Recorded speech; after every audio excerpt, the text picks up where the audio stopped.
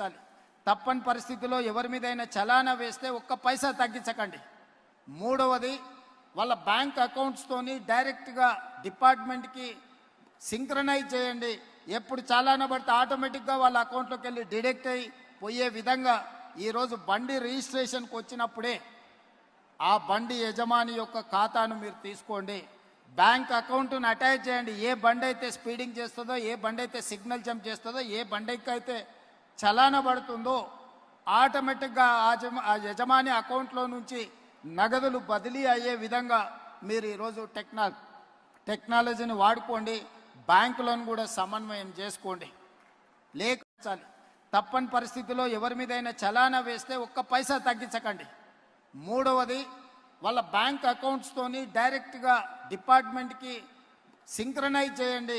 ఎప్పుడు చలానా పడితే ఆటోమేటిక్గా వాళ్ళ అకౌంట్లోకి వెళ్ళి డిడక్ట్ అయ్యి పోయే విధంగా ఈరోజు బండి రిజిస్ట్రేషన్కి వచ్చినప్పుడే ఆ బండి యజమాని యొక్క ఖాతాను మీరు తీసుకోండి. బ్యాంక్ అకౌంట్ను అటాచ్ చేయండి. ఏ బండి అయితే స్పీడింగ్ చేస్తుందో, ఏ బండి అయితే సిగ్నల్ జంప్ చేస్తుందో, ఏ బండికి అయితే చలానా పడుతుందో ఆటోమేటిక్గా ఆ యజమాని అకౌంట్లో నుంచి నగదులు బదిలీ అయ్యే విధంగా మీరు ఈరోజు టెక్నాలజీని వాడుకోండి.